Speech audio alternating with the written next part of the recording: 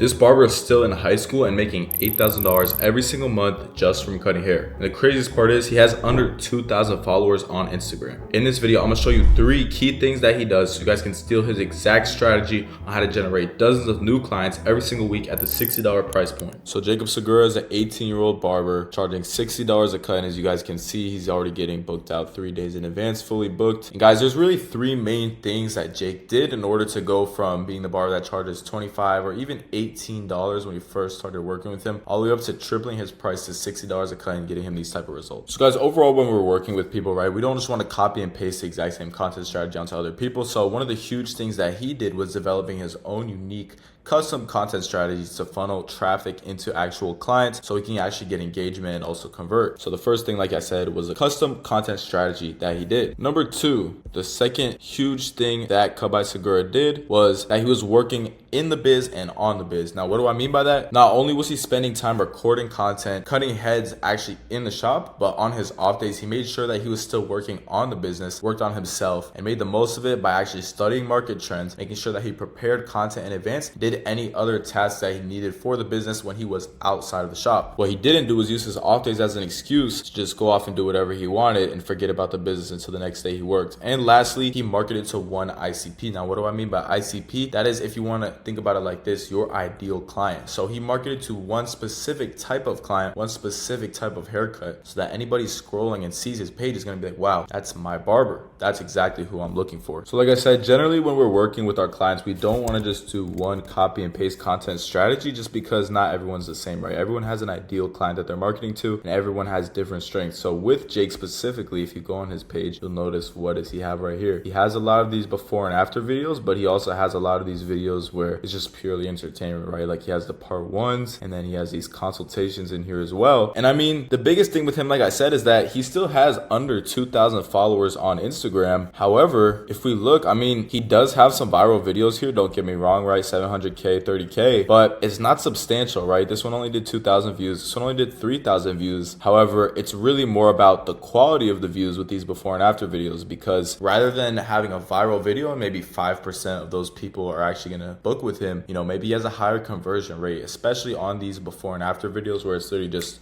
straight to the point of haircuts, right? Versus just, you know, having a post that's more entertainment. So if we just quickly break down his funnel, again, he has these before and afters, and then he has really 3 main content vehicles that he sticks to. He's not going all over the place trying to, you know, do everything, copy every trend, copy every single type of video. He really sticks to his main 3 and improving these main 3, which are his before and after showcase videos, his part 1 and part 2 videos, as you can see right here. And then the third content vehicle that he posts is these consultations right here. So we go ahead and take a look right here, these consultation videos. He throws these in here too. And again, overall, he's just very consistent with his 3 content types, right? So if we really break it down, it's like a funnel, right? So we have the top of funnel content, which is going to attract a large majority of people, even people who are not his ICP, right? And so let's say someone's scrolling and they come across this video or even one of these videos, and they're just like, oh, what's going on? You know, and they're thinking, hey, this is an entertaining video. Let me watch to the end. And then boom, they go to check out his page. Someone who is not his ICP, which again, ICP means, again, the ideal client, right? Who he's marketing to. We see on here literally just a lot of blowout mid tapers, a lot of textured hair, curly hair. That's really all we're seeing, but it's the one haircut that he's perfected and does well. And again, he can charge a high price for this haircut because, again, it's mainly just mid taper slick backs, blowout tapers, texture, curly hair, right? And so let's say that you are one of these people that wants this type of haircut and you click on his page, you're going to notice a lot of, you're going to say, hey, that's my barber. That's the haircut I get, or that's the haircut that I've been wanting. And then it's going to filter through the people who are not really looking for this haircut. They might not be interested in watching any of these videos, but somebody who's interested in getting this haircut is going to click on the video, realize that his showcase is perfect. You know, he does a good job of executing on everything they're looking for. And he has this right here. They're going to click and book an appointment with him, especially because he only charges 60. His showcase looks like he could easily charge 100 for it. So people are going to feel like they're getting a deal, right? Some other key takeaways, he really focuses on the emotions here, right? He makes the client look, you know, goofy before. A lot of barbers think they're cringe, but he makes the client look goofy before and then kind of shows off their features and makes them look a lot more confident after. And then with these part 1 videos, he also always always has an engaging hook right here. So as you can see, again, the part 1 video spike kind of bring in a lot of people into his page, get a lot of people to know who he is, and then the rest of them are really just targeted towards one specific client. He's really getting to know his audience and his market very well, kind of knowing exactly who this is, which brings me again back into my next point, was that he's working in the biz and not on the biz. So again, Jake really structured his days. He made sure that on his off days, we were really working with him.